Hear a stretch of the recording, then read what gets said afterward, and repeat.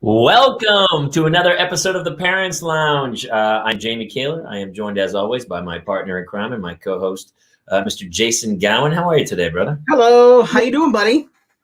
Fantastic. I mean, You, kind you, of. you look, you look.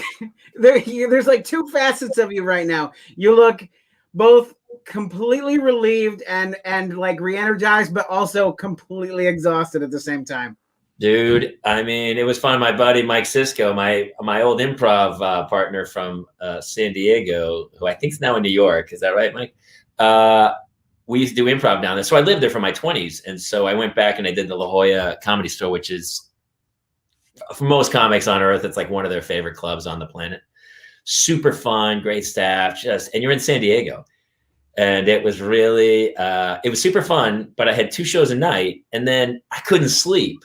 You know, you'd be jacked up after the show and I'm eating spicy Thai food and having a glass of wine and like regaling around with the rest of the staff. And then, stumbling back to the hotel at like midnight, 1 o'clock and then couldn't sleep till like 3 because I was so jacked from the shows. But because I have 2 kids, even though that all happened and I didn't go to sleep till 3 a.m., every morning at 5:30, the light went on and I couldn't go back to sleep because the kids have basically trained me to go, we don't care what's happening to you. You're getting up at 5:30 and making pancakes before we go to school. So I got home yesterday. I was like, oh yeah, I got some sleep and just slept for like a day.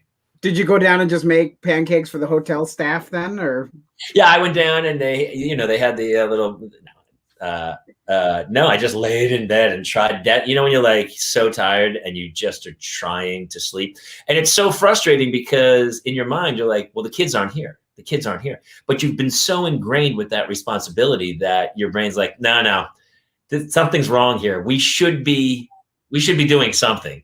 Somebody should be yelling at us. Do the kids need to be anywhere? What's happening? But you're just in a hotel room, like alone, like can't sleep. I have not been without my children. I don't even know when the last time I was without like a doctor's appointment. And even that, they were like in the car just waiting for me. So you haven't even been like I was like that. We talked about that even on stage. I talked about it during the pandemic, and like people without kids were like, we don't know what you're talking about. The pandemic is the greatest thing that ever happened to them. They were like, couldn't have been happier in the last year. But as a parent of like, 5-year-old and a 6-year-old at the time, I was with them every day, all day. All day. All day. All day. No, also all day. All day. But all day. And but also all day. Yes, definitely that as well. And then just like that's why I would get to the end of the night and I'd finally put them to bed and I'd be like quivering and I'd be like just trying to like, television at that point is just visual heroin where it's just like somebody's pouring liquid warm butter over your face and just go, can somebody shut my brain off? And my wife would be like, you're going to watch TV? I go, yeah. I just was with them for 14 straight and it's going to click on again at 5 a.m. So yeah. I envy that you got away. Like, I don't even know when I will, like August, I guess, when the oldest goes to school will be when that starts. Because my job's still frozen. Like my regular job's still frozen. So. We don't, and Kate, my wife was going to come down for like a night or two. I had a hotel in La Jolla, California. And I was doing shows at night, but I was still, during the day I was just there and she was going to come down, but we don't have any family out here, so we really didn't have anyone to watch the kids. It's like, oh, so you like missed the like a little couple's time away?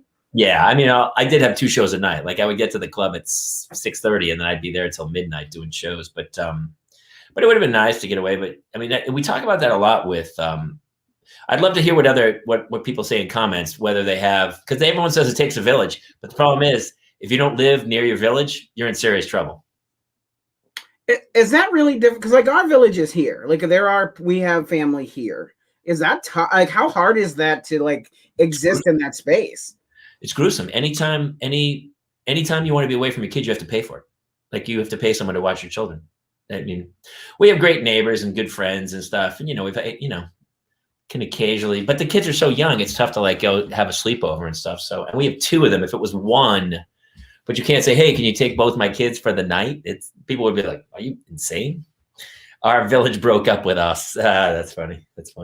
Definitely could not do it without my village. I mean, that's why a lot of times my wife will always be like, we ponder moving back to Jersey and New York area where her family is.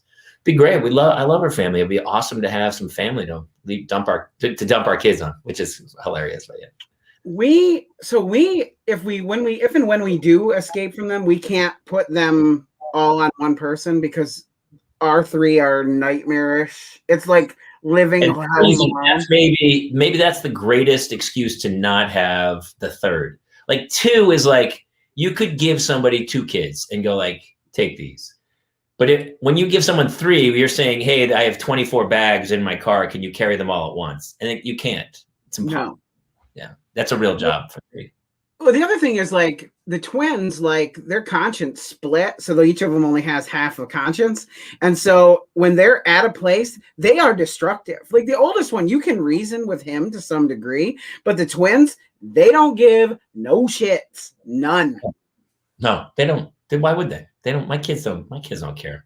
We've considered just getting appropriately sized dog crates to leave them in to go to like a lunch. Like, is that frowned upon? What's child services?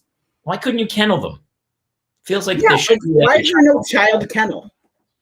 You know, actually, to be honest with you, it'd probably be safer to leave your kids with a kennel because people who love their dogs kennel their dogs, but when they get the dog back, the dog can't really tell them if something crazy happened. But at least with kids, the kid would go, oh, she didn't walk me. She didn't give me a treat. She didn't pick up my poop. Like, you know, like a kid could speak to you, but a dog, you can't, you don't know what's happening with dogs at kennels, man. We have those Ring cameras in our house, so we could just put them on the kids, I guess, and watch what's going on. Funny thing, when I went to Disney World, we took our pets and we put them in Disney World's pet hotel. Yeah. The pets had better accommodations than our family. Like they were bringing in snacks. They were reading to our dogs. Like our dog did not come home. Back up. Not joking. That's not true. They were reading. Look it up. It's a real thing. What did they read? 101 Dalmatians. Which, by the way, for a dog, that would be a terrifying story of like, here, I'm going to read a story to you about, like, if I was reading a story to Claire and I was like, this is a story about 101 children and this crazy woman who wants to take the skin off of all of them and make a coat. And let's read. Like, that's a terrifying story to read to a dog. It would be like reading Dumbo to an elephant. And the kids, the elephant would be like, wait, what happened to the mom? It didn't go great at parts. Yeah, I guess that's like akin to like watching a horror movie for a dog. Yeah. Either way, our dog did not want to come home, and we could watch him on the cameras. Like you could on your phone pull it up while you were at the park and see what he was doing. I mean, if you want to read a book to a dog, you read Cujo, right? You're like, then the dog's like, oh, this, you might leave off the last chapter or two with the dog, right? But he'd be like, oh, this is a great story about a rabid Saint Bernard that just goes ballistic and starts killing people. Like that's it's like an empowerment video for their empowerment story for them. Yeah, read some dogs. So anyway, San Diego was super fun, and it was really funny because I did an entire hour. I have a whole new hour. Like I put out that album last June, and so since then and the pandemic, I wrote an entire new hour of material, and I stuck to my guns, and I didn't do any old jokes, and it went great when there were parents there. So 4 of the 5 shows were heavily, you've seen the photo of me with the 2 kids at the beginning. That's my promo shot for doing stand-up. You might assume that there's some parenting stuff in there. It would be like if you went to see like a Christian rock band, but you were like, oh, I like jazz. You're not getting jazz, dude. You're getting Christian rock. Like this is, and so I have 2 kids, and the late show Saturday was all like 20 and 21-year-olds. I was doing parenting stuff, and they're like, what are you talking? Like no idea what I was talking about.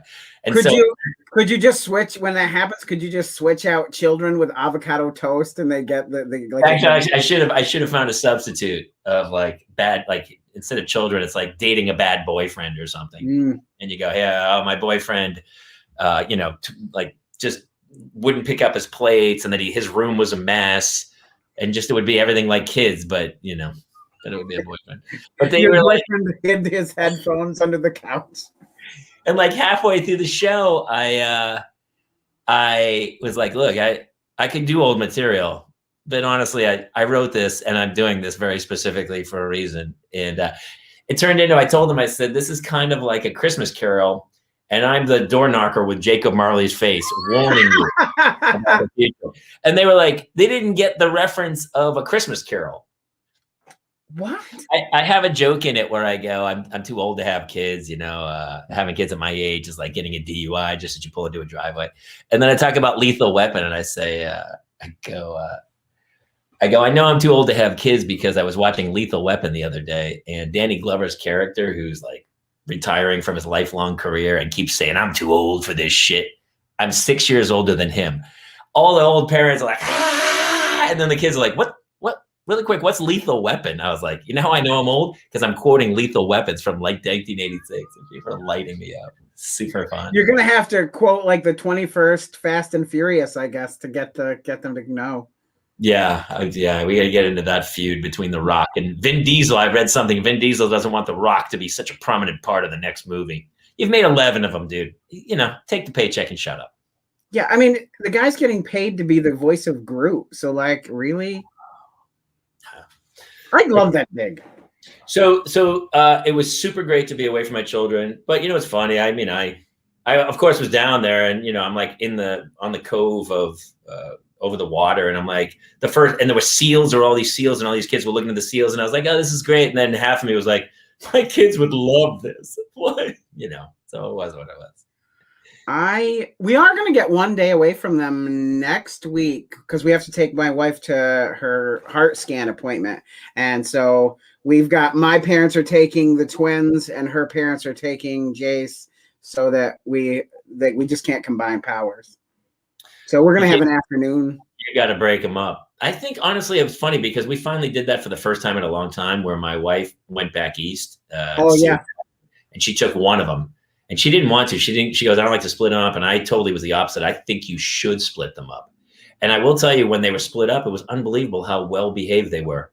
It was like taking gasoline away from the match and keeping them separate. And once they got back together, they were like lunatics again. But when they were separate and it was just one-on-one with one parent and one child, it was super fun. And they've been together like the whole pandemic. So like they were together. They've been together since they were born. Like they are thick as thieves. Yeah. Yeah. So, actually, we should talk about what a great show we have tonight, by the way. I get caught up with, this is our weekly catch up. It's kind of fun too, because so many people have reached out and been like, it's our little parental oasis of the week, I always say. But we have such a great guest tonight. Our friend Josh Wolf is here, who's a fantastic comic, super funny, great dad, great stories. And then because our rant of the week, right? We did our dad rant of the week with my friend John Nixon, who came in. We're going to keep it going. So tonight, Dave Schrader's coming in for his 90-second rant of the week, and then we'll have Josh kind of climb on board. And for you guys out there who have things going on that you need to get off your chest as a parent, and you need the 90-second rant, hit us up. We'll get you in for another time. That's right. And also, we should say it's funny because you were talking about the old clips we had. We were talking about the Richard Marx show and stuff, and so people can always go back and watch all the old shows that we have. But yeah. Yes, and anybody who, if you're, finding, we don't know where you're finding this at, let us know, first of all, in the comments, where are you watching this at, so that we can kind of, make sure that we're tailoring to you. Leave your comments, leave your questions while we're doing the show. Yeah. And also check out our Facebook page, which is facebook.com/The Barron's Lounge. So, it's so funny. Every Tuesday I have to take my daughter to soccer practice, right? So tonight was the last day of soccer. There's only a couple weeks left. The kids finally went back to school, right? And they're like, right. And all of a sudden today I'm like, the parents are like, oh my God, this is great. And then one parent's like, there's only like 2 weeks left in school. It's like, and everyone's like, oh, but camps are starting, which I never really got to do as a kid, but we are sending my kids to camps. Are they big where you are? Because they're kind of big here. They are specifically for things like 4-H or like a specific like sport, but there's no like specific summer camp that I'm aware of. Oh, really? Yeah. They're too young. Your kids are too young. Once they get into school, it's like the rage. And all of a sudden, if you're not sending your kid to the camp, like there's a sports camp, it's a weekly sports camp, but it's a day camp, so it's like from 9 to 5. Oh, okay. So I went to like one camp in my whole life, and I begged and pleaded. And then I went to Ted Williams baseball camp for like 1 week down the Cape in Massachusetts. It was crazy. Well, that's I where you're begged, from, right? You're from the the yeah, Middle yeah, or New the Middle Hampshire. East. And, I just begged and pleaded to go, and they finally like bent. And I'm sure it was like no money, but it was an overnight camp, and I went for the week. But my kids are already like, one's in kindergarten, and she's already like, "Oh, we're going to sports camp," like just incredibly spoiled. But I wanted to do it because here's what I thought: is I wasn't going to do it because it, we're just, I thought like is it worth the money or whatever? But because the kids didn't have any social interaction for the entire year, I thought, well, we'll pony up for this summer and we'll go so that they can go kind of reintegrate with humans again and not just each other. But I wonder if I'm setting the bar too high and that they are now going to every summer be like, what's happening? We're not going, we go to camp every summer, Dad. So I don't know. I might be setting the bar. I don't know. We did soccer we just got the email today that our soccer club is starting here, or the signups are. And I asked Jason, like, because I helped him, helped coach last year. And partway through like the season, he was over it because they were like wanting the kids to wear masks and he did not want to be running wearing the mask. And he would like drift off in mid field, and like at one point I caught him pretending he was a raptor from Jurassic Park, and he started stalking one of the other kids, and I'm like, whoa, what? And I have to like do the scene from Jurassic World with Chris Pratt where I'm like holding up my hands on the soccer field trying to get my kid wrangled in. And I said to Jace, I said, hey, we got the email about soccer, do you want to play this year?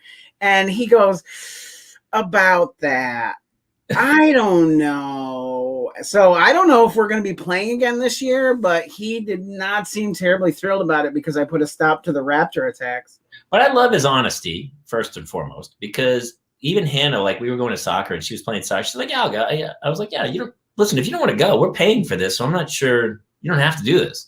And so I was watching soccer today, and she's a really good athlete. She's pretty fast, and she's like, I've seen the crazy things where she climbs everything, but she's never really played soccer. And she's like, Dad, please, I'm really great at soccer.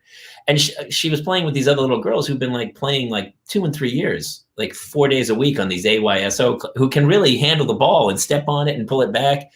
And, she's good, but she doesn't have the skill level yet. And at one point they were like playing crazy soccer, and she was kind of standing in the corner, like pirouetting around, like she wasn't part of the game at all. And I was like, you sure you want to do this? Because if you don't want to, I couldn't care less. I hate the parents who are like, come on, you got to play some soccer. You got to do this. My favorite are the parents who think that they're playing for a college at the U5 level, like under 5, and they're screaming at their children. And meanwhile, I'm like, my biggest chore today is to stop my child from attacking another child as a raptor. I'm not so sure scoring is even something we're worried about today. Well, here's what I will tell you. Honestly, I feel like if he's pretending to be a raptor, maybe he does have the killer spirit to be, because if a raptor was playing soccer, he'd be really good. Because they hunt in teams, right? Don't they hunt in teams? Because he's like, oh, a smart packs, yeah.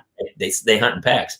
So maybe it wasn't his fault. Maybe the rest of his team, he was the lead raptor, and the other raptors weren't really climbing on board the premise of it. Because if you were playing a raptor in soccer, I'd be terrified. They're vicious animals. And he was like screeching and everything. And I'm like looking around as to like why I have to explain to other parents why my child is screeching and running like this, like going to jump on another kid. You think of the Karate Kid when he did the crane. Yeah. And he caught the other dude off guard because the other dude was like crane and then kicked him in the face, which apparently was an illegal maneuver. We don't know. But maybe your son was doing raptor to kind of, a diversion. Like, it's like, Ra's al Ghul in Batman Begins. A lot of it's about diversion. And so maybe he's way ahead of the game and you need to catch up to him. You know what? Thinking about this, you're probably right. I need to change up my mindset and be a better coach. Well, look at the Toronto basketball team. They are the Raptors, and they won. They won it all like a year or two ago, right? So maybe he's onto something, and maybe you're holding him back. That's probably going to be the motto of this house. Your father is holding you back. That is, honestly. I think maybe we should hold some kids back at times, right? Where it's like, we help the kids who are terrible athletes, right? And push them up to kind of join the pack. Maybe if one kid's that good of an athlete, we should push him back down and just go, look, dude, we don't need any exceptional people. Just fill the void. Well, we had one little girl on our team who, honestly, like, I was concerned about her well-being. Like, she would run for approximately 2 minutes and not even really run, more like a winded trot. And she would turn like beet red to the point that, like, I would look at the other coach and be like, we should probably bench her for a little bit to rest, because I was legitimately worried she was not going to make it through the 4-minute quarters that we were playing. 4 minutes.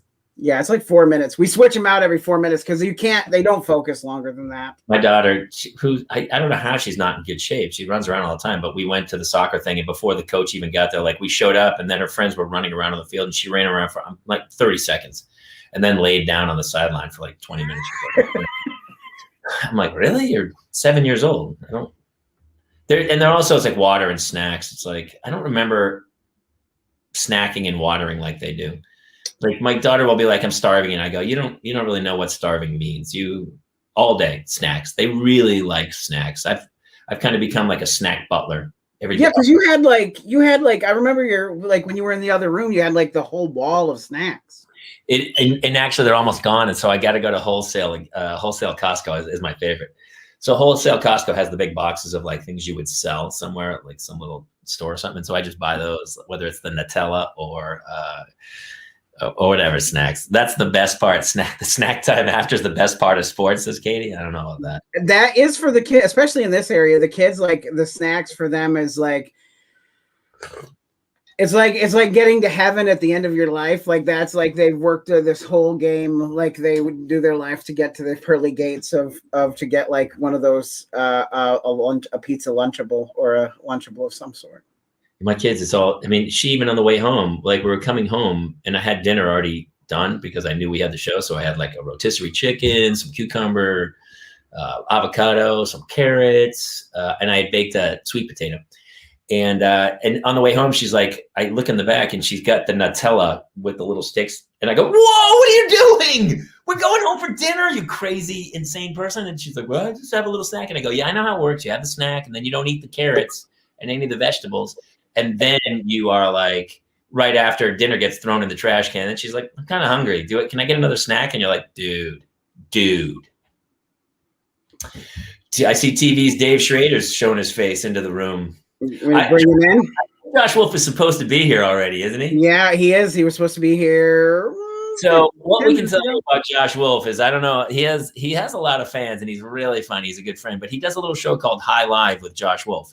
And if you've watched it and you're not high, it's really funny. But if you're high and you're watching him high, it's ridiculously funny. But Josh is high. And so I just texted him. I was like, hey, are you high? What happened? Where are you? So is he coming? Maybe Schrader will be our guest. I don't know. He hasn't texted me back. Do you want me to bring David?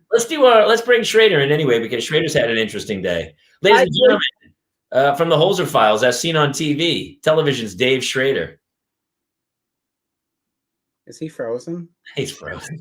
Good Lord. Every week. This show is so much like Parenthood. It's not even funny. Like, we sit and we do all this pre-work and we get all this stuff going and we have all these bits and all these crazy things going.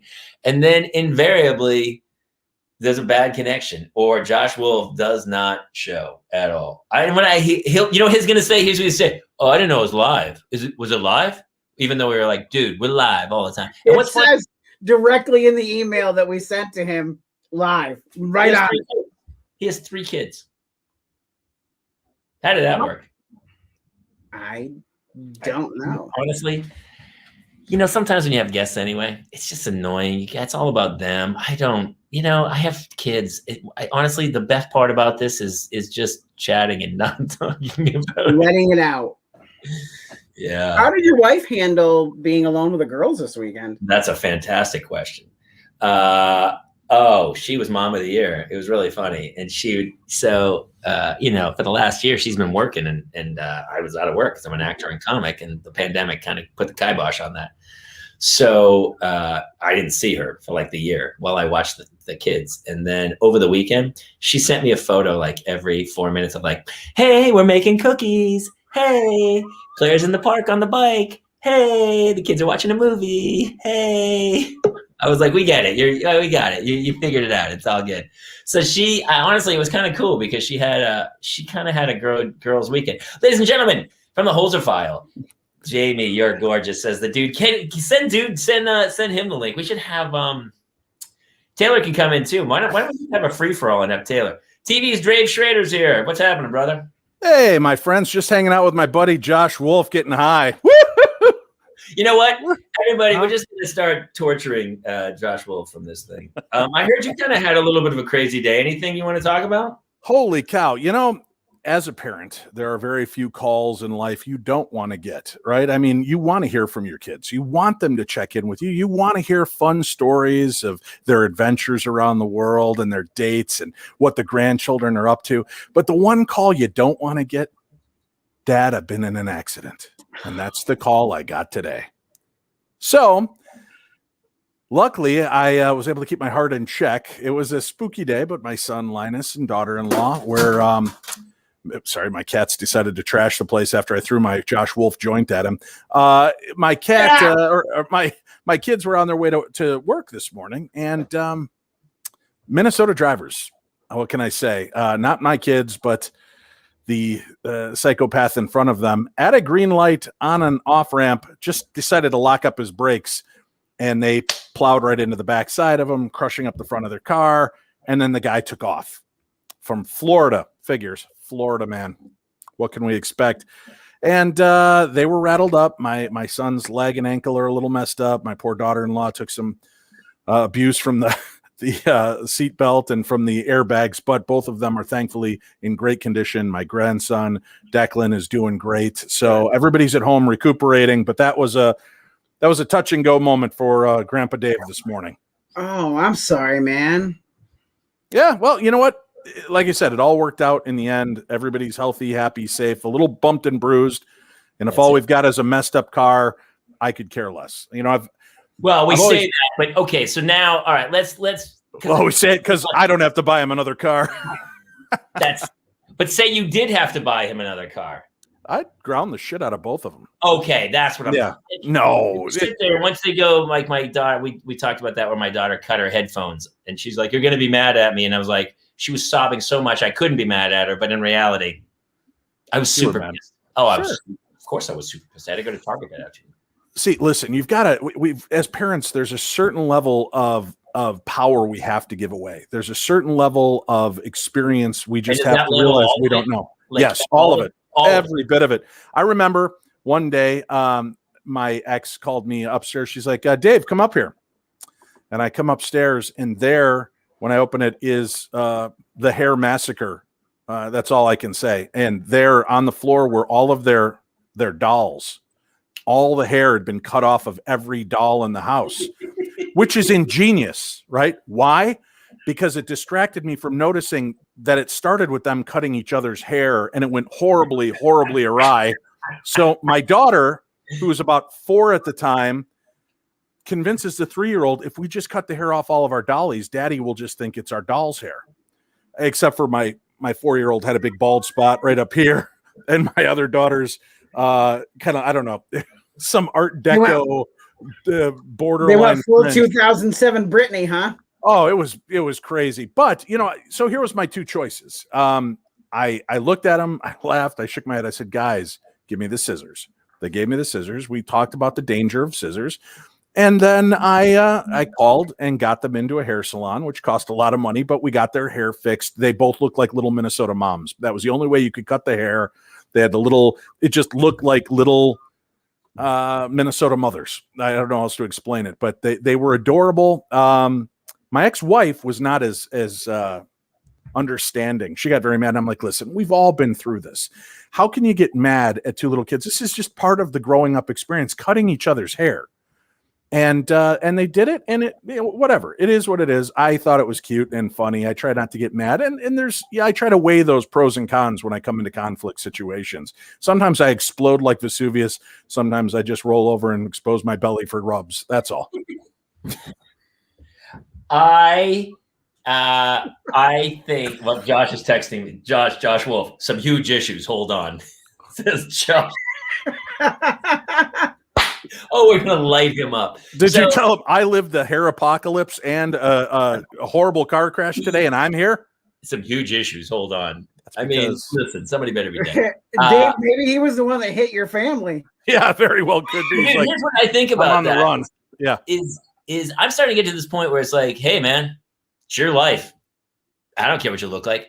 Right. It was kind of like, here's what I equated to Lori Loughlin spending $500,000 to get her kid, who didn't even want to go to college, to go to college. It wasn't for the kid. It was because as a parent, she wanted to tell people, my daughter's at USC, my daughter's this, my daughter's this. In the same way that as a parent, we want to show our child and go, look at her beautiful hair. Even though the kid cuts her hair off, the kid doesn't care. The kid doesn't care at all. The parent, the only person who cares is the parent, because then they have to walk around with this kid, and moms feel like they're being judged because other moms are going to be like, you let your kid cut her hair. And you're like, oh no, you know what I mean?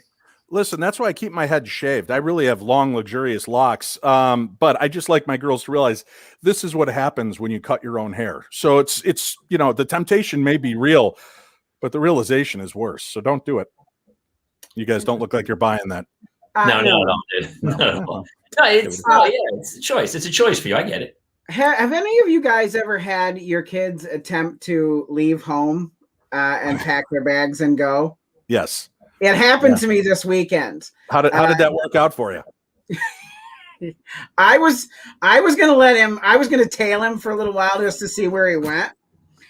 And I would have only respected that if you would have tailed him as Batman and been running around your neighborhood dressed fully as the Dark Knight, watching. Get down.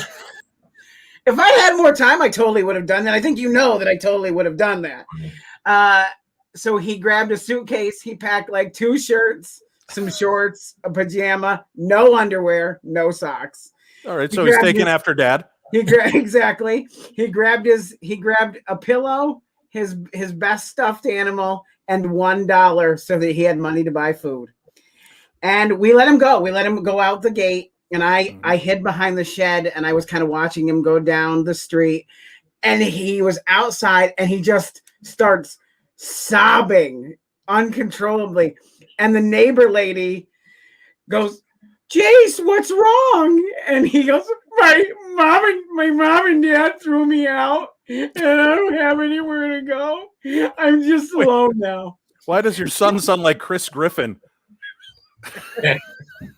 He sounds like. That's so weird, dude. I'm totally the opposite. Every morning I pack a bag for both of my kids. I just leave them by the door, and I crack the door open, and then I look the other way and go, hey, I don't know. It's your call. Whatever you think. My dad, when he had to get up early and make my lunch, he'd wrap it in a road map with a clearly marked route out of town. So all of a sudden, when my kids were up front and an Uber pulled up, I was like, that might be for you. I don't know. There might be an Uber here somewhere. Important lesson learned for Jason Gowan is that his son was thinking well enough ahead. He had a pillow, he had pajamas, he had a change of shorts and 2 shirts in case it was a long week. And he had $1 because without the $1, he would be considered transient and he could be locked up. So he was smart. That was good. Compelling news. Good job.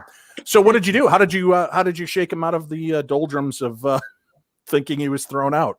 I made it look like he made the whole. I mean, he did make the whole thing up. I mean, we didn't send him away. That was his choice. So I came marching in. I was like, Jace, there you are. How dare you do this? Likely story. We'll let DCFS sort this out for us, Jamie. I did. So my daughter, she was like, she went out. She goes, can I go out front? And I was like, no, we're going to have dinner. And she went out front. I locked the door behind her. I just left her out front. Wow. Yeah. Like, boom, boom, boom. I go, I told you not to go out there, dude. That's on you. That's a you problem. He Fred Flintstone his kid. I am such He did. I don't know. I mean, they're either going to turn out to be absolute psychopaths or they'll be well-adjusted kids. I have no idea yet. I'm thinking the first thing. Yeah. Well-adjusted psychopaths. They're the next Patrick. They're the next American Psycho Patrick Bateman. Then they'll be president of the United States if that. That's true.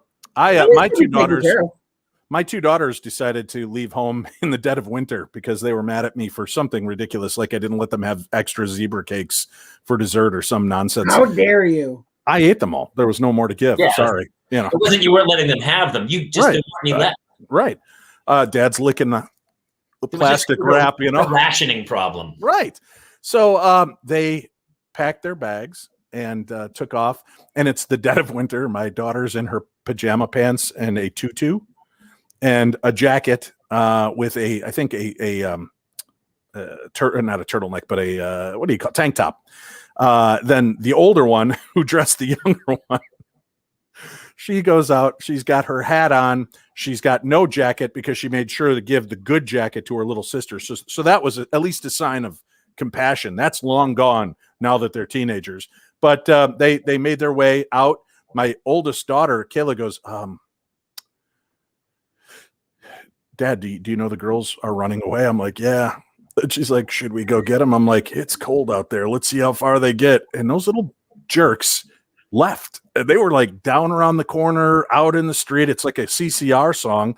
And around the corner, Gower quoting CCR. Yeah. Holy Gower. They really are high. Did they make it to the corner in Winslow, Arizona, or did they get that far? No. They stopped in Phoenix, but they got to the corner to get to Phoenix, right. They were waiting for the traffic to stop so they could keep making their way. So finally I came driving up in the car. I roll down the window and I go, hey, pretty cold. Can I give you a ride? And Ripley goes, my little one, she's like, yeah. And Pacey goes, no, we're fine. And she drags me, and they're like literally like 4 and 5 years old at this time. And my oldest daughter, Pacey, is still that way. She just will not yield no matter how wrong she is in a situation. Oh. She will dig her heels in. My other one is just I'm sorry. Let's make this right. She's the peacekeeper in my house. Isn't it weird that you get one of each of those? It's so odd because I'm the same. Claire's the peacemaker. Hannah, we would put her in the corner. And then after a while, she just, actually, she won't stay in. And finally, I get her to stay in there. I'll glue her to the wall or something. And then finally, I let her out. I go, okay, you can come out now. And she goes, ooh. And she sits in the corner. And so she sat in the corner for like an extra 20 minutes or something. And I finally had to talk to her and go, look, you can, I don't know if you think you're punishing me. I'm confused by your logic on this problem, but I've said you can come out.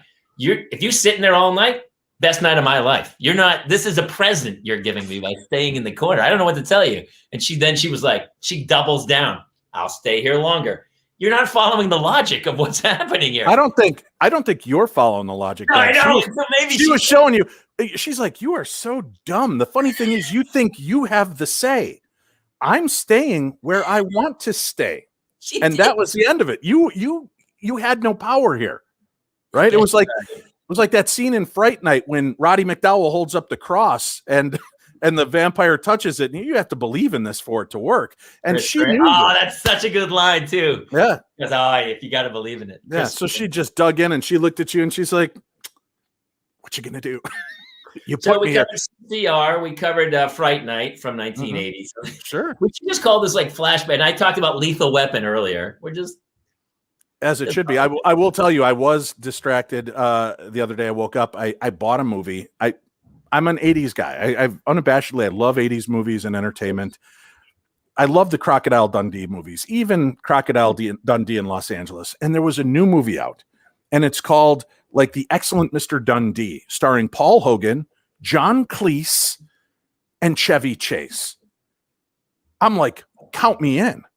I buy it. The whole concept is everybody's trying to get him to do a new Crocodile Dundee movie. He is 80 years old in this. Doesn't look much different than he did when he was 50 doing Crocodile Dundee. He's just got a little bit more of the rounded shoulders and a little slower gait. But that's it. It was charming, but horribly made. It was like the three of us decided, come on, guys, let's make a movie. And we took our video camera out and just called in favors from, some of our celebrity friends. And there were some moments that were cute, but it was, like John Cleese is an Uber driver now. But he's John Cleese. He's just out driving people around and leaves. That's John Cleese. Yes, and the cops are in a chase, and you find out he might not legally be driving in our country. But it's just a great little bit. But it was such a disappointment overall that I really hate that I saw this movie. Have you ever seen one of those? You see it and you hate the fact that you've seen it, because now it's kind of like getting to the last bite of the cupcake and finding a pubic hair. Yeah. Yeah. Oh, that point went home. Yeah. Oh, wait, I'm the only one that's happened to. Whatever, Jason. That never happened to me. I love that you think that I've looked at the cakes long enough to ever notice if there's a hair. You have to chew it to do that. It would just go straight down. You know how some people can open their throat and drink a beer? Jason can do it with a cupcake.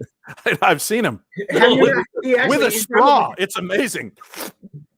Straight down the chute. Yeah, it left a bad taste in my mouth. So if you see the excellent Mr. Dundee out there, I bought it for $1.99 at Savers. That should have been my clue. That should have tipped you off. Yeah. Well, I'm shocked I haven't bought a movie in so long that I can't. And my kids wanted to buy Raya, right? They wanted to buy Raya and the New Dragon, which comes out in a couple weeks. So our neighbor called us one night and she bought it. This is like 2 months ago. Did you kids watch Raya, Jason? Yeah. Yep. Yeah. So the neighbor bought it and she watched it. So they owned it, right? So they watched it there the first night. We made popcorn. We sent treats over. They were super cool. We tried to chip in, but they were like, no, it's our treat or whatever. And then another night, they have a little boy who's a year or two younger than Claire. And so they had a second night because kids like to watch it again. And so they went over there and they did it again. And then like this past weekend, my kids were like, can we buy Raya? I was like, dude, we're so close. We're so close to free Raya that we're not. I go, and it's like $20 or $30. I go, we're not buying Raya. You've seen it twice first and losing their mind. I never ever buy movies, ever. I haven't bought a movie since Blockbuster, man. Well, that's because you make Tacoma FD money. I don't. I don't spend it. No, right. You make big bank. So that means you have probably good. We have Netflix, HBO. We have all the channels. Oh, what's the problem with that?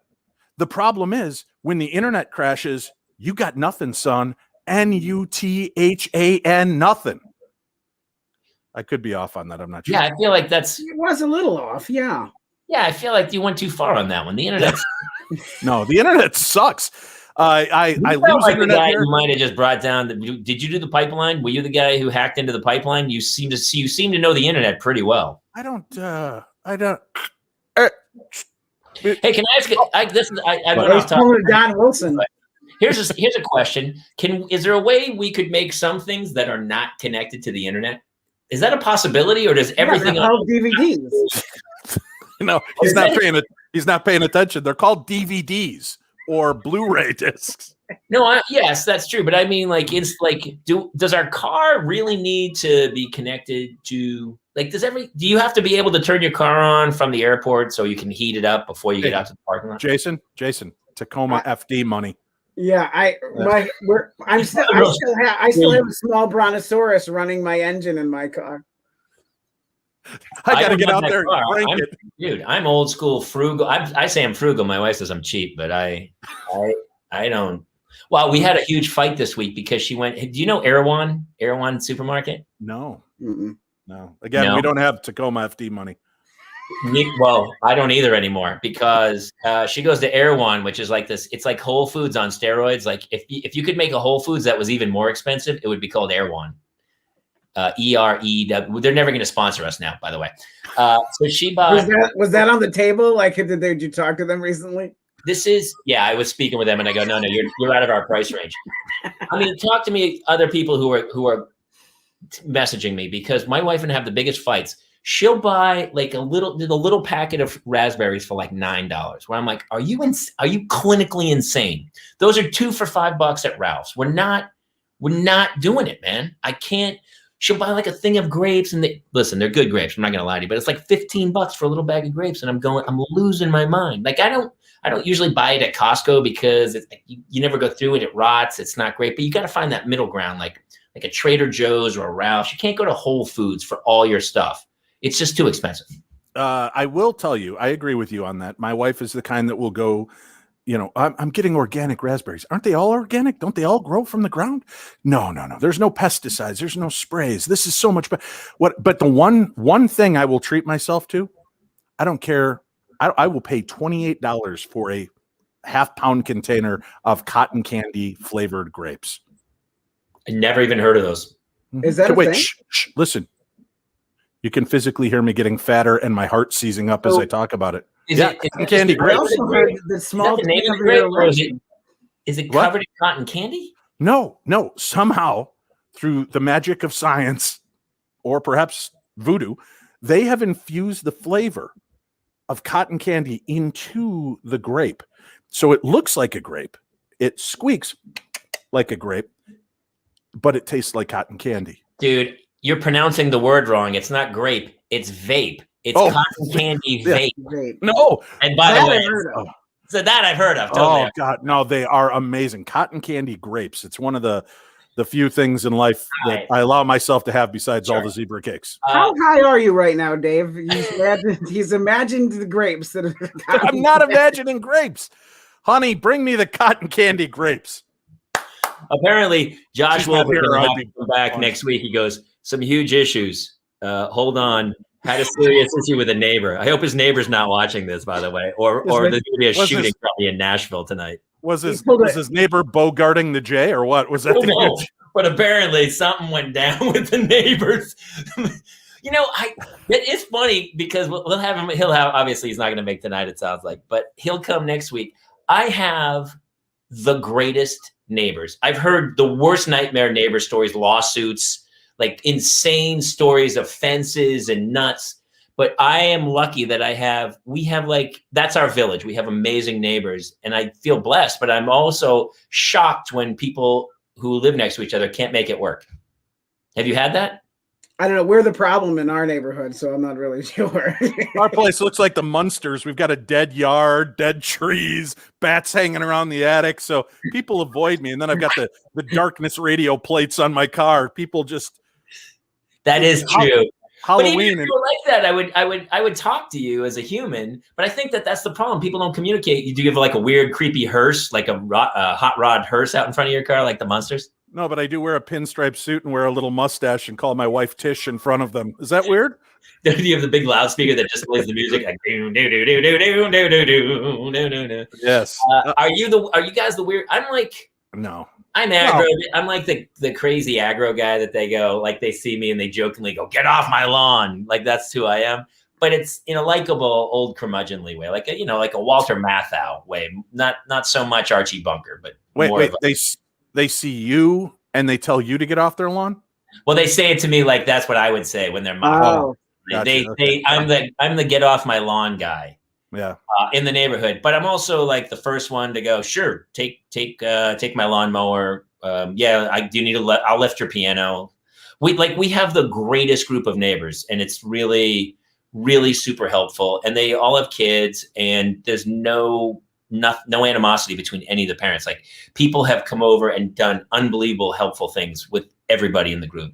I was just kind of in a luck. And honestly, we thought about moving it years ago, and we love the neighbors so much that it kind of kept us where we were. Well, if that's not a ringing endorsement for Scientology, I don't know what is. I'm glad that you've embraced it. We all got rid of our thetons, right? I held the meter, and one of the neighbors, like he got them all. But my spirit went back into the volcano, and now I don't know. I know as much about that as I know about Catholicism, and I'm a Catholic. So 6 out of 9 of our neighbors are pretty cool with us. 3, it was 2, but now after Jace left home and the other neighbors, we're on the touch and go right now. That felt too specific, didn't it, Dave? Like he has a list on the refrigerator. Okay, so 6 out of 9, not great. 6. Wait, it's 6. It's still 6. It's still 6. Wait, but. Up to 7. It's 7 now. I'm crossing them off as we go. Yeah, we had some problem neighbors in my last. I rented a townhouse, and we had some neighbors that were less than desirable, is all I'll say. And one day I could hear commotion going on outside. My daughter Pacey's just standing there watching the neighbor kids throw rocks at the front of their house. And I lean out the window and I go, "Get in here." And she goes, why? And I said, because they're going to break a window. She goes, but I'm not throwing rocks, Dad. I go, right, but you're going to be the one that takes the blame for it. Sure enough, 10 seconds later, they scatter like cockroaches. My daughter comes walking over to the house, and I'm like, see, aren't you glad Dad told you to get over here and take care? Because this is what happened. Sure enough, the neighbors your kid was throwing rocks at my house. I'm like, no, I watched this happen out my window. The neighbor then calls the cops on me. And I was like, what is going on? The cops are like, well, the funny thing is these neighbors have trouble with everybody in the neighborhood. We have absolutely no faith that what they're telling us is true, but we have to stop here. So let's just talk for a few more minutes, and we're going to shake our fingers, and then we're going to leave. And I said, okay. And that's what they did. But thankfully we moved out of there. And we did. I'm pretty sure we had a vampire living on the other side of our townhouse. We never saw him. The only time we'd see him is he would pull in at night, go into the house. You would hear banging, sometimes yelling, and then he'd be gone again for like weeks.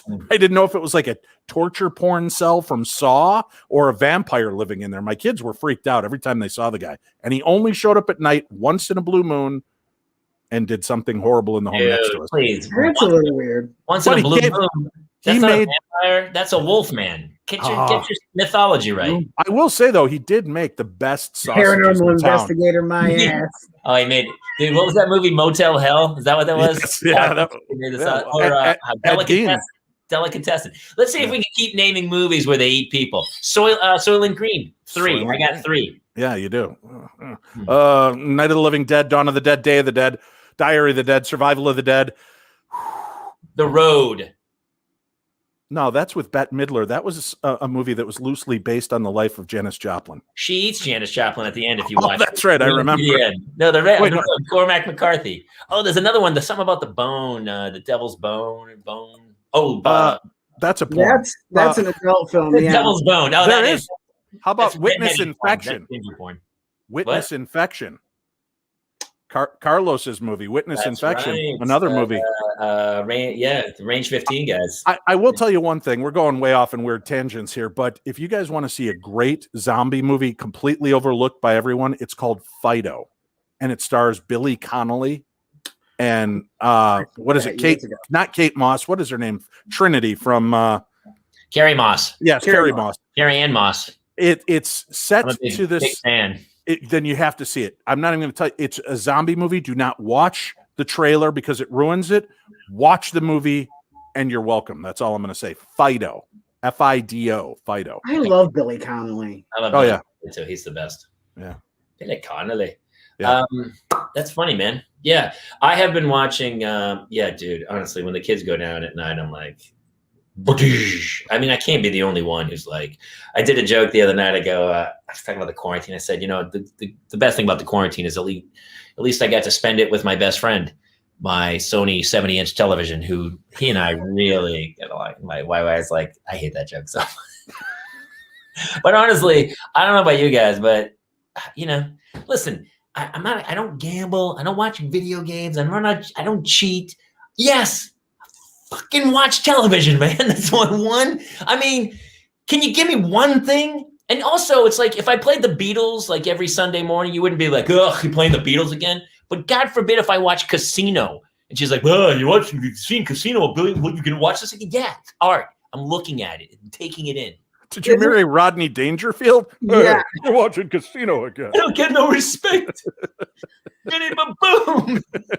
Is it just your wife that's giving? I don't yell at her. I don't watch her shopping for shoes and go, "Oh, you shopping for shoes again?" I don't do that. Maybe you should. Maybe I should. Man. Yeah. I love it. But is she the only one who's giving you shit about it? The television? Yeah. But now she's kind of said it enough times that the kids, like kids, they mimic. Sometimes they go, "Hi, Daddy, you watching television?" Yeah, I am watching TV. You want to make your own fucking lunch? And shut up. This is Daddy's research. And don't tell your mother you watch television. Remember the old days? Like it's lucky now because televisions are cold. You remember the old days when they would walk in and they put their, you could tell if somebody was watching the TV. You'd put your, TV is warm. What's happening here? Now they're all cold. Whoever did that, brilliant. LEDs, right? Isn't that what we have to thank for that? The LED lights inside. That's funny. Very nice. Beautiful. There's things that we look back on now and you think, what will my kids not know the joy of? Like in my world, there was nothing better than On TV, which was the first kind of pay TV programs.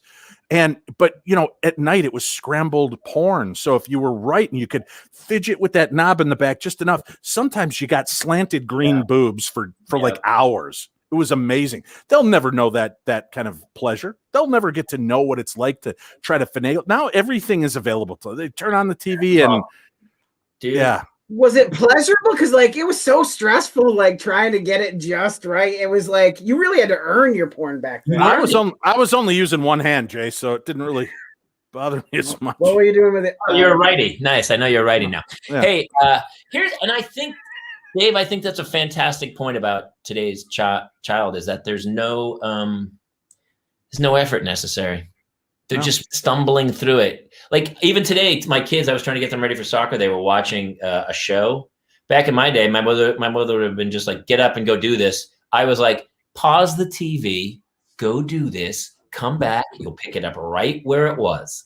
Back in our day, if you wanted to see a movie and it was on Thursday at 8 p.m., you better be sitting in front of your television at Thursday at 8 p.m. or you ain't seeing that show. And it was like it never was on again. Now it's like, oh, you missed it. No, you didn't. You didn't miss anything. There's nothing ever that's been missed anymore. Nothing. No. Painful. Yeah. Well, and their problem is going to be that everything they've ever said or taken photographs lives in perpetuity somewhere on the internet. Their every mistake. Thankfully, our mistakes are here. They're locked back in the past. And really, we only hear about them when friends from our past or relatives tell the stories. But again, you can always say they over exaggerate, right? And there's enough question there. With our kids, they're not going to have that kind of get out of jail free card. Everything they've ever done exists somewhere. And they're dumb enough to think we don't know how to find it. Well, I mean, nowadays you just Google their name. Like the woman who was in the park who yelled at the African-American guy about I'll call the police and tell them, and he was filming it. If that woman ever goes for a job, which they're going to Google her immediately for the rest of her life, does the punishment fit the crime? I don't know, but I don't know. It's a tenuous thing of can people learn? Because all of a sudden you get these baseball players who are when they were 15, they did something stupid and it's going to haunt them for the rest of their lives. Yeah. And here's the new thing. I don't know if you guys saw this. They were talking about it on the news recently. There's this new service, and I can't remember the name. It's like Pi Eye or something.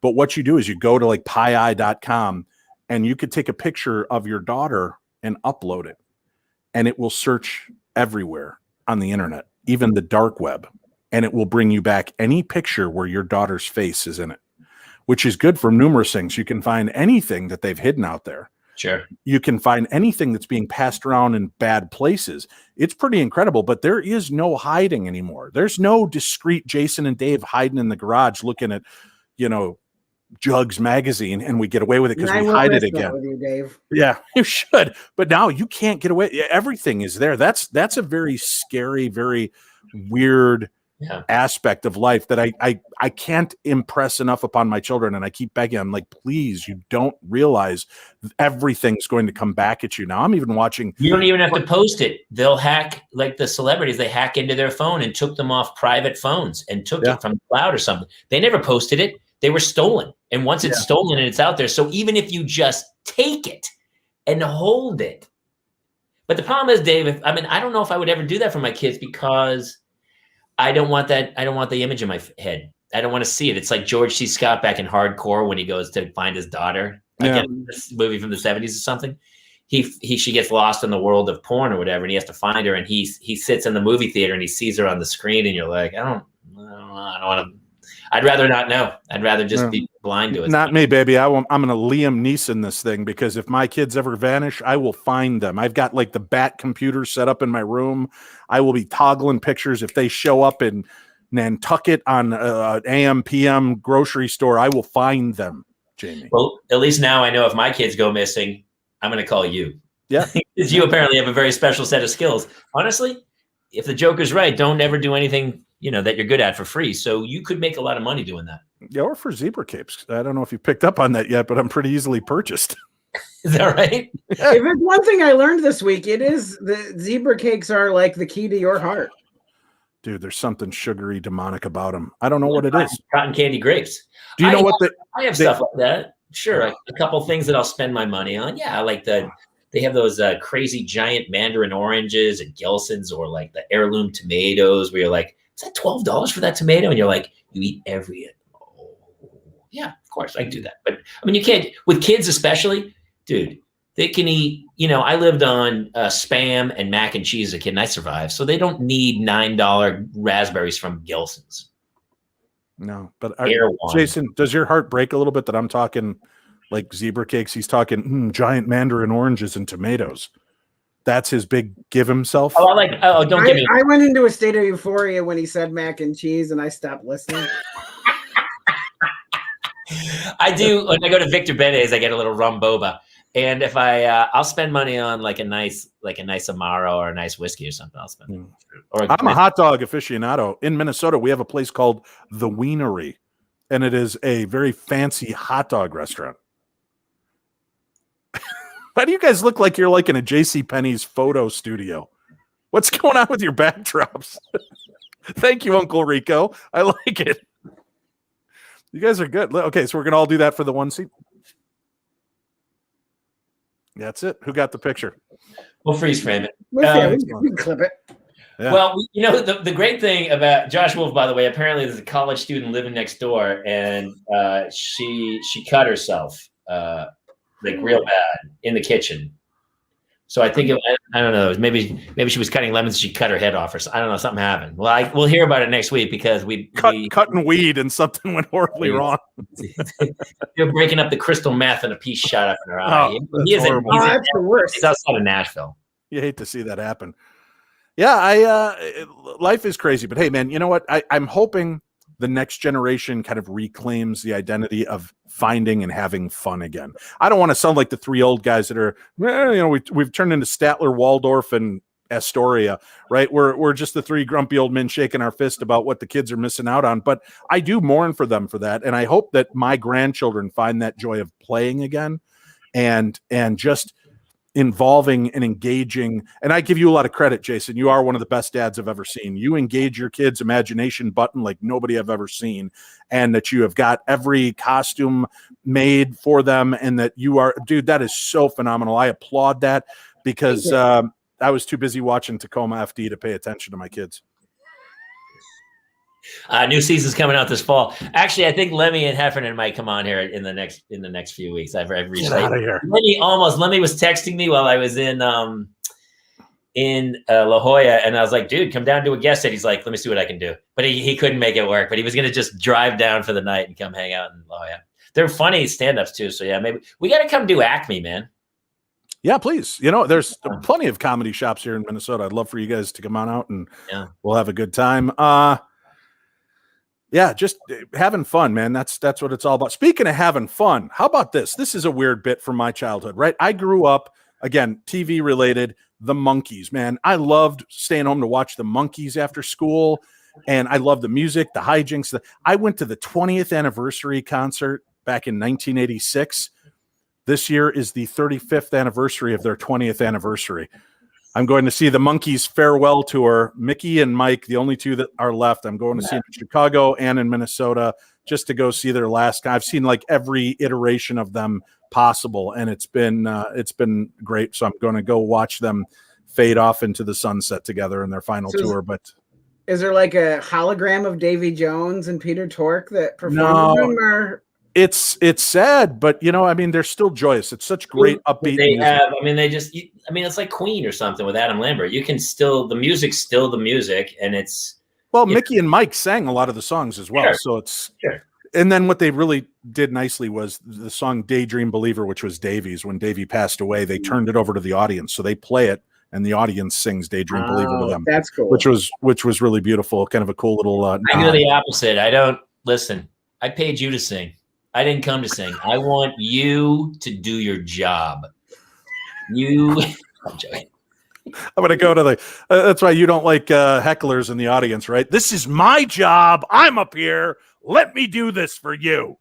I always found that funny when if I wanted to hear the guy next to me sing it, I would go to the karaoke bar, dude. I came to see you sing it, cover it all. I sing with my head tipped up to the sky when I'm at concerts because I don't want to be that guy behind your ear, right? Cheer up, sleepy Jean. Oh, what can it mean? Right? Because there's nothing worse than that guy. I didn't even like you doing that bit. That was horrific. That's my point. Is you don't want to hear that, so I try to sing up to the heavens so that I don't do that to people at a concert. I was just talking to my buddy who works at the Hollywood Bowl, and I was talking to him, and they just reopened, and so they're doing shows for the summer. And I don't know about you guys, but honestly, getting out and doing the shows in La Jolla and just being around people lately has been like the world got back to somewhat normalcy. Yeah. Well, I'm excited. This weekend, I'll be at Mansfield, Ohio, at the Ohio State Reformatory. Not doing time, but I will be there with other paranormal investigators for a big Parapsychon. And we're going to be out there. There's still tickets if people want to come on out and hang out. Parapsychon, Parapsychon, and you'll find us. And then in 2 weeks, Jason and I are going to be out at Gettysburg. Yeah, we're going to be doing our very first live show of the Parents Lounge right there. I am zooming in for that one. Hey, that Mansfield, Ohio is that where they shot Shawshank? Yes, Mansfield Reformatory. Yeah, I went there.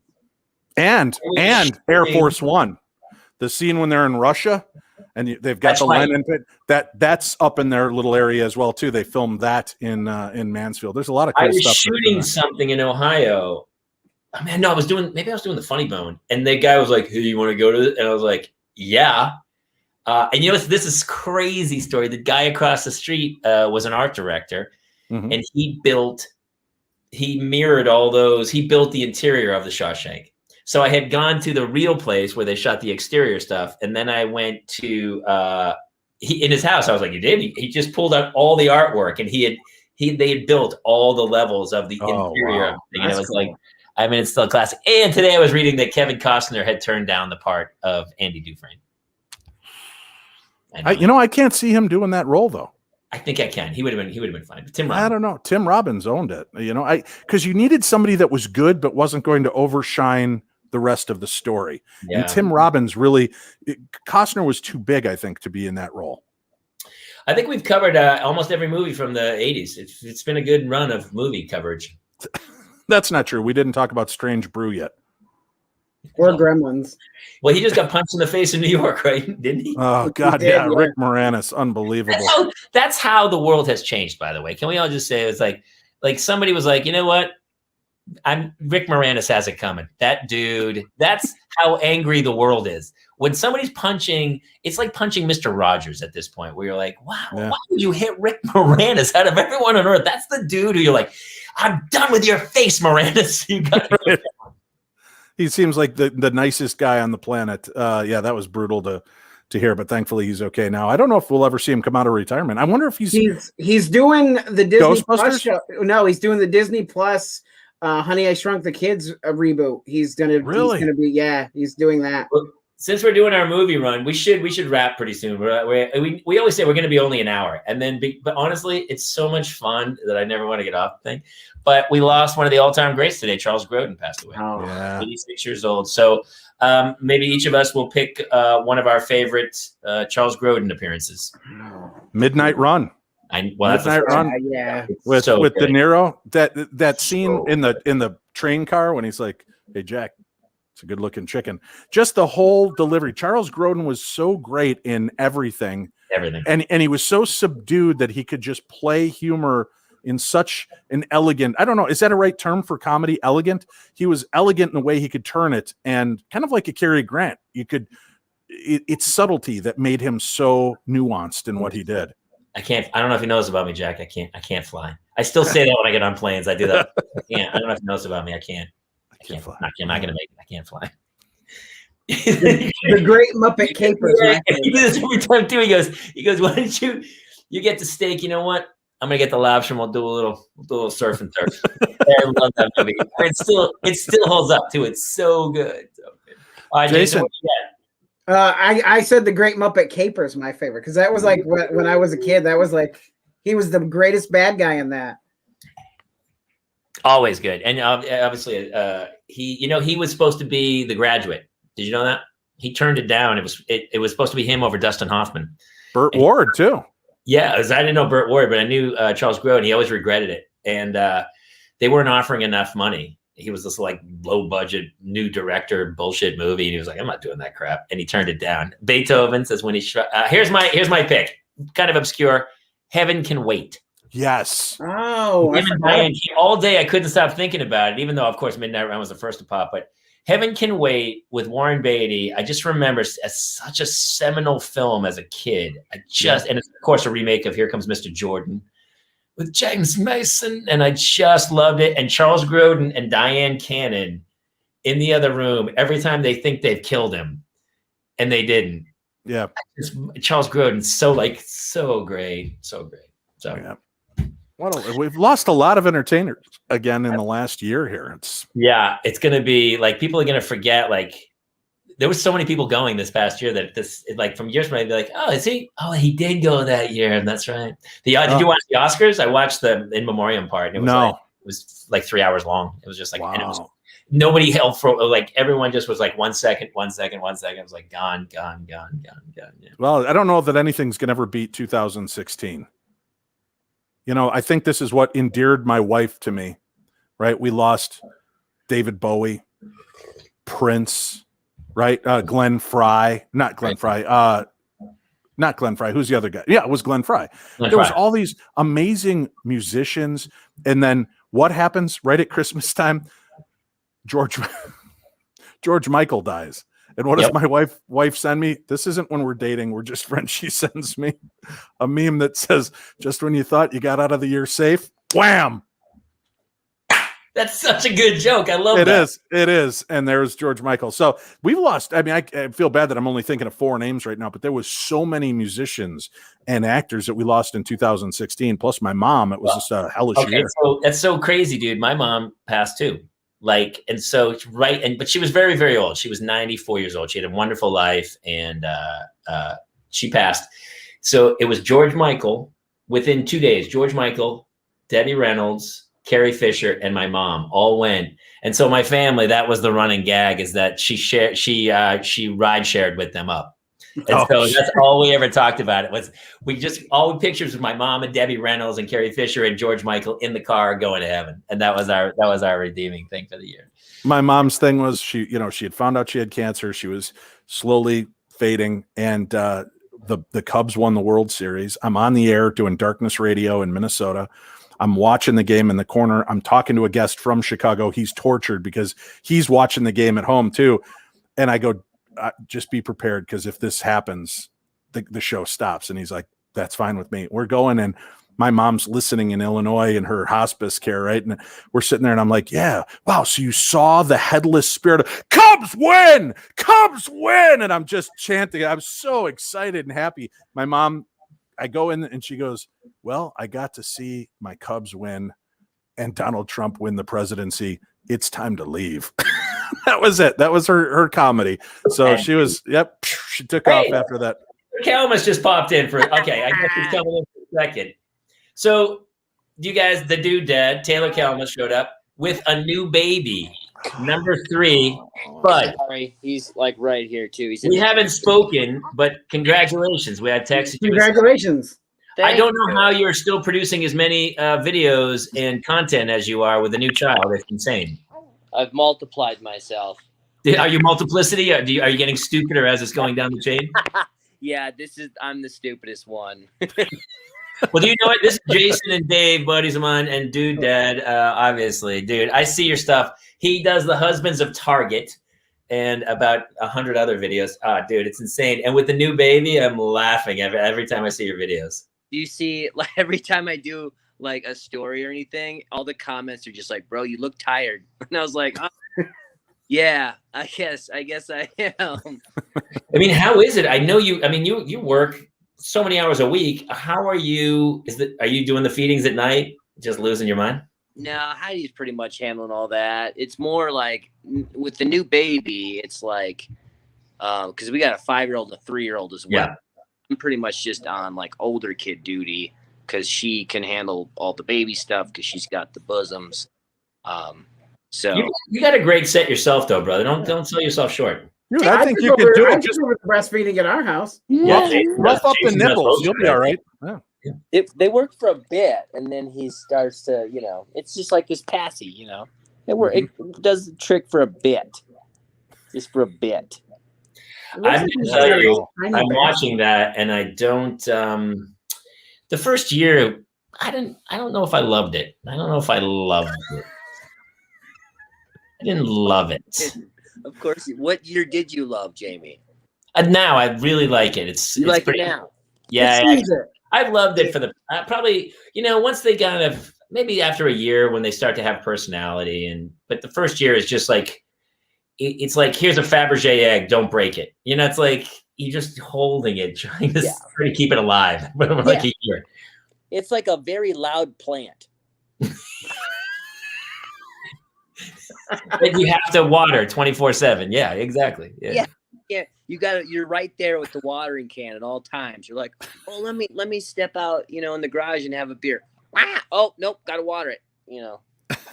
I don't know. My rhododendron never took a shit in Target. That's true. How are the other kids doing with the new baby? They like him, they like him. But they're both kind of losing their minds too, for sure. 100%. The 3-year-old is batshit crazy right now.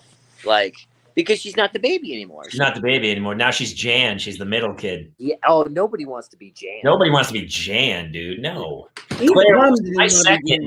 Claire would always tell us, she would go, no more kids. You're not having any more kids. Like she was adamant about I'm the baby. I don't want any more. Yeah.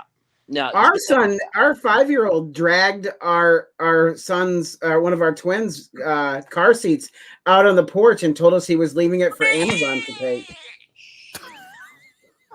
Terrible. Makes me laugh so hard watching this. I love it.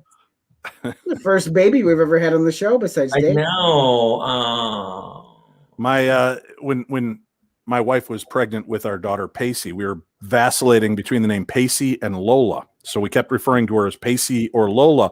And when we came home from the hospital, Linus, my son was so excited. He was a couple years old and so excited. And then he just started crying uncontrollably. And I said, what's wrong? And he goes, you forgot Lola. You forgot Lola. So he was very upset. And I still think at the age of 18, he's bothered that I only brought home one of them. I'm like, no, honey, we were just debating on which name to go with. There were never two to begin with. Oh, you left Lola. I can tell you don't want to bring two home. Taylor, who picked the name? Was there a name fight, or was it both general consensus? She picked the name, but it was my name because we were going over 2 different names, and then I saw her go through birth and was like, you get to choose because you just did that. And I sat over here. So yeah, you get to choose. But then she chose the name that I had on the table, which I had been driving down the kids for months before that. I'm like, yeah, baby Otto, baby Otto, baby Otto. So then the kids are like, yeah, baby Otto, baby Otto. So, I got it stuck in everyone's mind. It was like Stanza. It was a little earworm you put into everybody. So they were like, it's a great name. So the baby's name's Otto. And it's dude, you got all 3 names are pretty fantastic. But I would argue, do you make any choices? I feel like I don't make any choices anymore. Those days are over. I get my chance. Yeah, I make some choices. I'm not gonna lie. I make some choices. He chooses not to piss his wife off. He chooses to do everything she tells him to. She's pretty cool because they also get their therapy because all the hilarious videos, he plays her and she plays him. Mm-hmm. I wish I'd have known you were coming. We'll have to play one. For anyone who's watching, you should go watch the Dude Dad. All of his videos are ridiculous. So funny. So funny, dude. So thanks, God. I love that I saw you and I sent him the link and I was like, dude, jump in with the baby. That's awesome. So funny. Well, my wife's laying down with the other 2 right now. So I'm like, yeah, I'll go hang out, see what Jamie and the fellas are up to. Dude, we're just using this as an excuse to get away from our families for an hour. So yeah, it's just a broad excuse. That's why I use headphones. They And don't honestly, know I'm here. we've already gone 21 minutes. So we said we're done by 8. We're done by 8, but now we're all just hanging out, and we're still going out live to people. And people are still anything else you want to tell everyone? I don't want to keep you on here too long, Taylor. I don't want you to. Is there anything else you want to tell people what's going on? Hey, how's your show on the Magnolia Network? We should talk about that. July 15th. It's all coming out. It'll one episode has already went up on Discovery Plus. Right. Other 7 will come out July 15th. So it's been it's been a long time in the works. So it's on the Magnolia Network, but Discovery owns Magnolia, and then Discovery just launched this new streaming platform called Discovery Plus. So then I don't really know the ins and outs of it, but essentially Magnolia shifted and was like, okay, let's push back our cable release and let's start with our app. So they're going to have this Magnolia app that's going to be a part of Discovery Plus, and that will roll out on July 15th. Amazing. Tell people about the show, though. This show's phenomenal. You go build stuff with people around the country. Yes. So it's called Super Dad, and basically I just come alongside another dad and help him build something really awesome for his kids in their backyard. So tell the one from the one that's on Discovery now, because it's crazy. It's hilarious. Yeah, we built this huge skate ramp that's connected to a giant A-frame playhouse with a rock climbing wall up one side. It's huge. It's massive. But it's a super cool episode. It was it's the one episode that will make everyone cry. But for real, this dude lost his wife to cancer right at the beginning of the pandemic. So not only is he going through the pandemic, he's going through it alone with 3 kids. Brutal. You made me cry before without even the episode. Yeah, but he has this amazing spirit about the whole thing of how he walks his kids through it and stuff that you can't help but just be inspired by the guy. But yeah, so I mean they're not all like that. It's not a show that's meant to just make you feel stuff the whole time, but it's supposed to just be a feel good show, which is fun because so much reality television's they're trying to find the drama and stuff, and literally ours even when drama was happening on set of oh, this got painted the wrong color or whatever, the showrunners don't need it, don't record it, don't need it. It's that's not what the show's about. Right. We couldn't record any of it, and it was pretty cool to see it come together.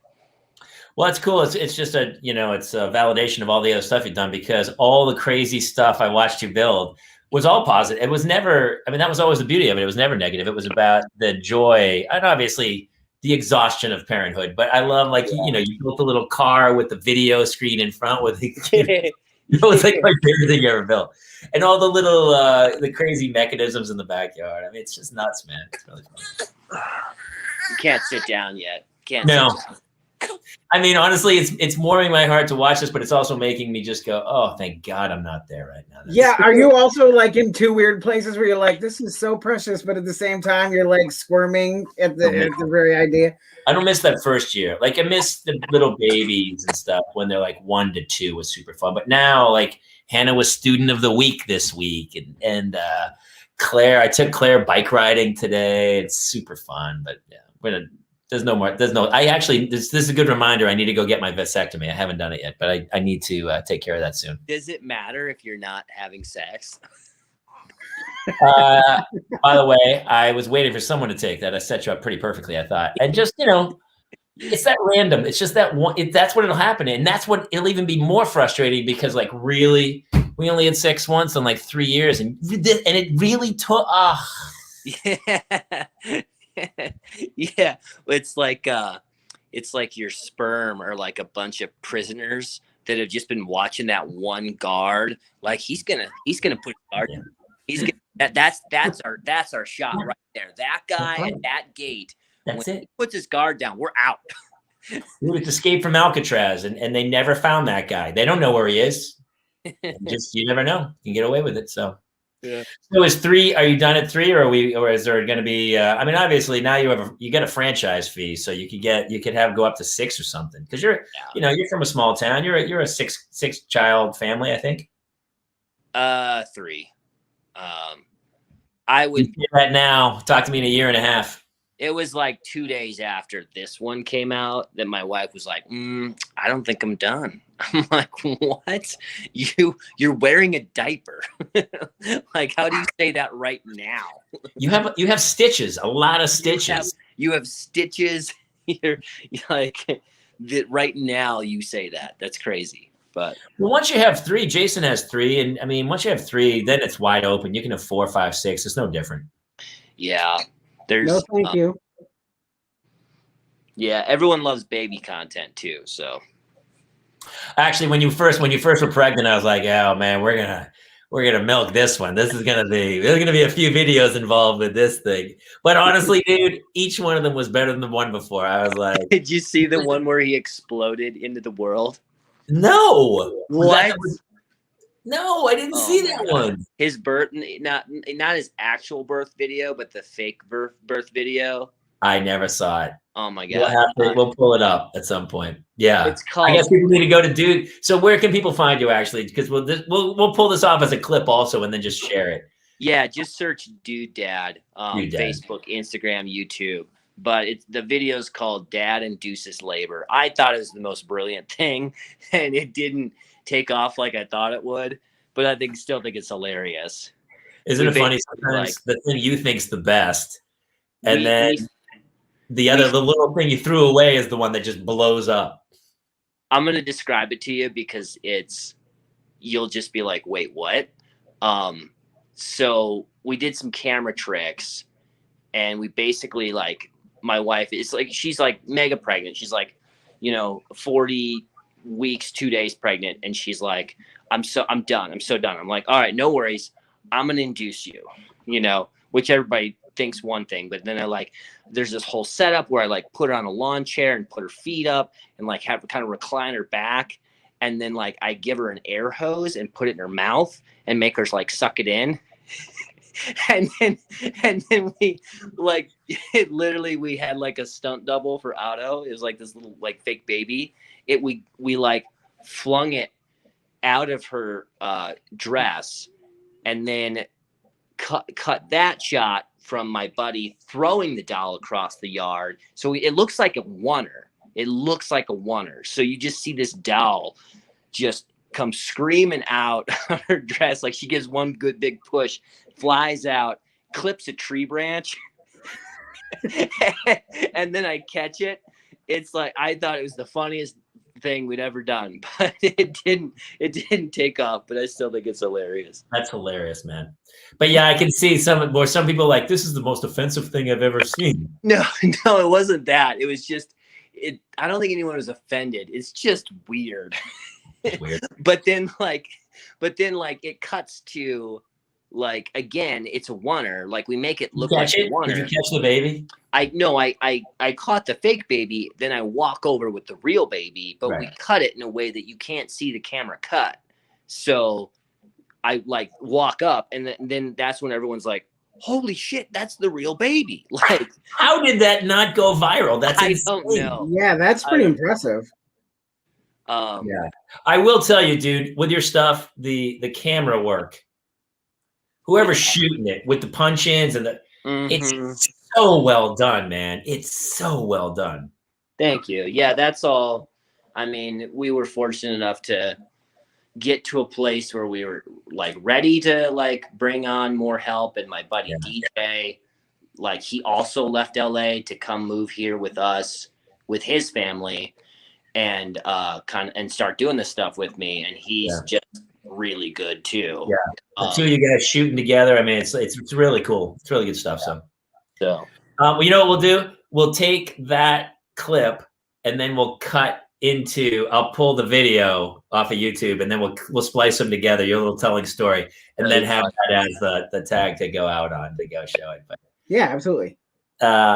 All right, dude. I don't want to keep you too late. You got the baby, so Yeah. Yeah, congratulations. please come any show. Just text me and go, I'm coming in, and we'll. If I know you're coming, I'll pull up a video or something, and we'll just because we can show the video and you can talk about it, which we did. We showed Richard Marx's old videos, and then he kind of talked about him from the 1980s, and it was super fun. Super fun.